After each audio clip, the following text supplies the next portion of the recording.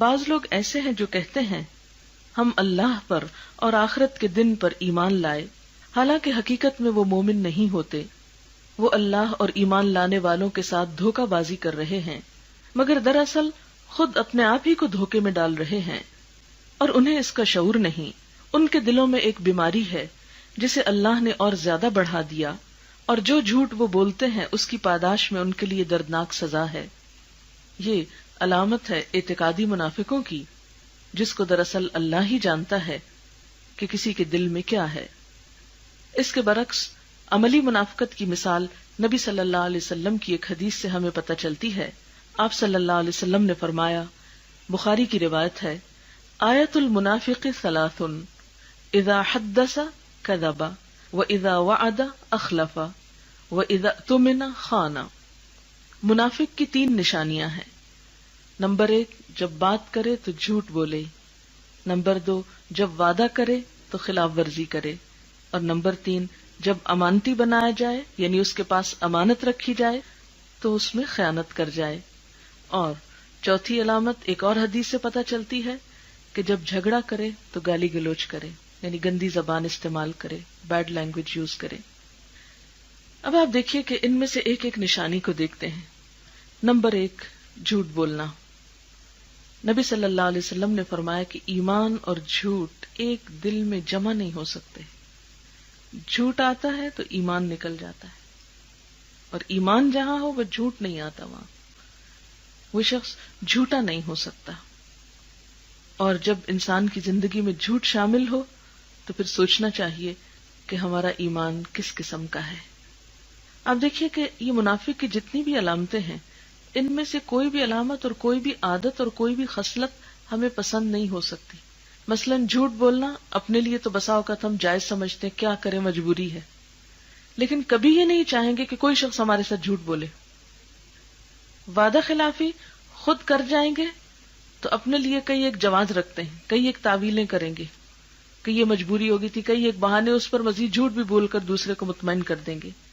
لیکن اگر کوئی ہمارے ساتھ وعدہ خلافی کرے تو ہم سوچ سکتے ہیں کہ ہماری حالت کیا ہو سکتی ہے۔ مثلا اگر کوئی وعدہ کرے کہ میں آ رہا ہوں اور پھر نہیں آئے، اگر کوئی وعدہ کرے کہ میں یہ چیز لا رہا ہوں اور نہیں لائے اور آپ انتظار ہی کرتے رہ جائیں تو آپ کی کیفیت کیا ہوگی؟ آپ کبھی بھی ایسے شخص کو پسند نہیں کریں گے کہ جس کے اندر یہ عادت ہوگی۔ اسی لیے منافقت کی جو علامت بتائی گی اور ہمیں جو یہ کہا گیا کہ یہ چیزیں اور یہ عادتیں اپنے اندر سے دور کر لیں، تو یہ اسی وجہ سے کہ اس سے اللہ تعالیٰ کا کچھ نقصان نہیں، نقصان دراصل ہمارا اپنا ہوتا ہے۔ ایسی عادات انسانوں کے لیے پریشانی کا سبب بنتی ہیں۔ پھر اسی طرح جب اس کے پاس کوئی امانت رکھی جائے تو وہ اس میں خیانت کرے۔ اب آپ دیکھیں کہ امانت صرف مالی کی نہیں ہوتی، باتیں بھی امانت ہوتی ہیں۔ بعض اوقات کوئی شخص یہ کہتا ہے کہ میں بات اپنی آپ سے ڈسکس کرنا چاہتا ہوں، بس یہ کہ آپ آگے نہیں کسی کو بتائیں، یا یہ کہ کسی کے پاس کوئی مال یعنی پیسے یا کسی چیز کی شکل میں بھی کوئی امانت رکھوا سکتا ہے، تو اس صورت میں بھی یہ دیکھنا چاہیے کہ ہم اس امانت کا کیا کرتے ہیں۔ بعض لوگ اس کی پرواہ نہیں کرتے، اس چیز کو گم کر دیتے ہیں، اس چیز کو ضائع کر دیتے ہیں، وعدہ کر کے بات کو بھلا دیتے ہیں، یا یہ کہ اس کو جس چیز سے منع کیا گیا تھا کہ دوسرے کو نہ بتایا جائے وہ اس کو کھلے عام بتا دیتے ہیں، تو یہ چیز بھی منافقت کی علامت میں شامل ہو جاتی ہے۔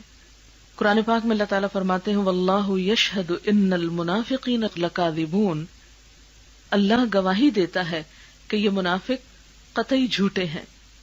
پھر اسی طرح ہم دیکھتے ہیں کہ قرآن کریم میں جہاں منافقت کا ذکر ہوا ہے، ساتھ ہی وہاں پر اللہ کو بہت کم یاد کرنے کا ذکر آیا ہے، کہ منافق جہاں جھوٹ بولتے ہیں وہاں ان کی ایک اور بہت اہم علامت یہ ہے کہ وہ اللہ کا ذکر نہیں کرتے، اللہ کو یاد نہیں کرتے۔ مثلا سورۃ النساء میں آتا ہے وَلَا يَذْكُرُونَ اللَّهَ إِلَّا قَلِيلًا، وہ اللہ کو بہت تھوڑا یاد کرتے ہیں۔ ایک اور جگہ پر آتا ہے یا ایھا الذین آمنوا، اے لوگو جو ایمان لائے ہو، لا تلہکم اموالکم ولا اولادکم عن ذکر اللہ، اے لوگو جو ایمان لائے ہو، تمہارے مال اور اولادیں تمہیں اللہ کی یاد سے غافل نہ کریں۔ تو گویا منافقت کے علاج کے لیے کیا ضروری ہے؟ کثرت سے ذکر الہی۔ پھر اسی طرح منافق کی علامت جو جھوٹ بولنا بتائی گئی، تو اس کے لیے یہاں تک احتیاط کرنے کی ضرورت ہے کہ کسی کو ہنسانے کے لیے اور مذاق کرنے کے لیے بھی جھوٹ نہ بولا جائے۔ نبی صلی اللہ علیہ وسلم نے فرمایا، اس آدمی کے لیے تباہی ہے جو باتوں باتوں میں اس لیے جھوٹ بولتا ہے کہ لوگوں کو ہنسائے، اس کے لیے ہلاکت ہے، اس کے لیے ہلاکت ہے۔ یعنی انسان دوسروں کو خوش کرنے کے لیے اپنی ہلاکت مول نہ لے۔ اچھا، اس سے کیوں منع کیا گیا؟ حالانکہ آپ سوچتے ہوں گے کہ کسی کا دل خوش کرنا بھی تو بہت بڑی نیکی ہے۔ ہاں، بہت بڑی نیکی ہے اور اس کے کئی ایک طریقے ہو سکتے ہیں، لیکن جھوٹ بولنے کا طریقہ استعمال نہیں کیا جا سکتا۔ کیوں؟ آپ کو وہ چرواہے کی کہانی بچپن سے پڑھائی گئی ہوگی اور آپ سب نے سن رکھی ہوگی کہ جس میں ایک چرواہا بکریوں کو چراتا ہے اور روز شور مچاتا ہے، شیر آیا شیر آیا، اور گاؤں والے دوڑتے ہیں اس کی مدد کے لیے، وہ ہنسنے لگتا ہے کہ نہیں میں تو مذاق کر رہا تھا، اور ایک دن حقیقت میں شیر آ گیا اور اس نے شور مچایا تو کوئی اس کے پاس نہیں پہنچا اور بالآخر اس کی موت آ گئی، یعنی شیر نے اس کو ہڑپ کر لیا۔ اب آپ دیکھیں کہ چھوٹی سی کہانی، اگرچہ یہ منافقت کی علامت کے طور پر تو نہیں پڑھائی جاتی ہمیں، لیکن ایک مشہور کہانی ہے۔ اس چھوٹی سی کہانی سے سبق یہی ملتا ہے کہ جھوٹ چاہے مذاق میں ہی کیوں نہ ہو، انسان کے اپنے ہی لیے نقصان دہ ہو سکتا ہے۔ پھر اسی طرح لڑائی جھگڑے میں گالی گلوچ کرنا، یہ بھی منافقت کی علامت ہے۔ نبی صلی اللہ علیہ وسلم نے فرمایا کہ جب منافق جھگڑا کرتا ہے تو گالی دیتا ہے۔ گالی دینا جو ہے یہ انسان کی اپنی عزت اور وقار کے بھی خلاف ہے، انسان کی شخصیت کو نمایاں کرتا ہے، کیونکہ کوئی بھی شخص جس کی زبان پر اللہ کا ذکر ہو وہ یہ پسند نہیں کرتا کہ اس کی زبان گندے الفاظ بولے، کیونکہ زبان سے جو کچھ نکلتا ہے وہ اس کے اندر کی عکاسی کرتا ہے۔ ہم کسی کو اپنا دل کھول کر نہیں دکھا سکتے، لیکن جو بھی ہم بات کرتے ہیں وہ دراصل ہمارے اندر کا آئینہ ہوتی ہے کہ ہم اندر سے کیا ہیں، ہمارا دل کیسا ہے۔ آپ نے دیکھا ہوگا کہ جو لوگ مہربان ہوتے ہیں، دل سے کسی سے محبت کرتے ہیں، ان کی زبان سے بھی ویسی ہی بے اختیار اور بے ساختہ باتیں نکل رہی ہوتی ہیں، ان کو بناوٹ کرنے کی ضرورت نہیں رہتی۔ لیکن منافق کو دھوکہ دینے کے لیے، جھوٹ بولنے کے لیے ایک اپنے اوپر خول چڑھانا پڑتا ہے۔ وہ عام حالات میں تو جیسا ہوتا ہے، لیکن جو ہی کوئی اس کے ساتھ ناروا سلوک کرے اس وقت اس کی اصلیت کھل کر سامنے آ جاتی ہے اور وہ فوراً ہی گالی گلوچ پر اتر آتا ہے۔ لیکن جس کے دل میں ایمان ہو وہ جھگڑے کے موقع پر بھی اپنے آپ کو سنبھال کر رکھتا ہے، وہ زیادتی نہیں کرتا، وہ بری زبان استعمال نہیں کر سکتا۔ پھر اسی طرح قرآن پاک میں منافق کی ایک اور علامت یہ بتائی گئی کہ وہ عبادت میں سستی کا مظاہرہ کرتے ہیں، یعنی عبادت کا کوئی شوق نہیں ہوتا ان کو۔ قرآن پاک میں اللہ تعالیٰ کا فرمان ہے وَإِذَا قَامُوا إِلَى الصَّلَاةِ قَامُوا كُسَالَىٰ، جب وہ نماز کے لیے کھڑے ہوتے ہیں تو کسمساتے ہوئے کھڑے ہوتے ہیں، سستی کے مارے کھڑے ہوتے ہیں، نماز کو ایک بوجھ اور مصیبت سمجھ کر ادا کرتے ہیں۔ حضرت اسود بیان کرتے ہیں، میں نے حضرت عائشہ رضی اللہ تعالیٰ عنہا سے دریافت کیا کہ حضور اکرم صلی اللہ علیہ وسلم تہجد کے لیے کس وقت اٹھتے تھے؟ حضرت عائشہ فرماتی ہیں کہ جب مرغ اذان دیتا تو آپ بیدار ہو جاتے، پھر فرماتی ہیں کہ آپ اچھل کر اٹھتے، یعنی سستی کے مارے نہیں اٹھتے تھے، نماز کا جب وقت ہوتا تو ایک دم اٹھ جایا کرتے تھے۔ اور یہاں پر یہ نہیں کہا گیا کہ آپ تہجد کے لیے اٹھ کر جاتے، بلکہ یہ بتایا گیا کہ تہجد کے لیے ایک دم اچھل کر اٹھتے تھے، یعنی جو ہی ان کے کان میں اذان کی آواز آتی تو فوری طور پر اپنا بستر چھوڑ دیتے تھے۔ اب ہم اپنے آپ کو دیکھ سکتے ہیں کہ فجر کی اذان ہوتی ہے تو ہمارا حال کیا ہوتا ہے۔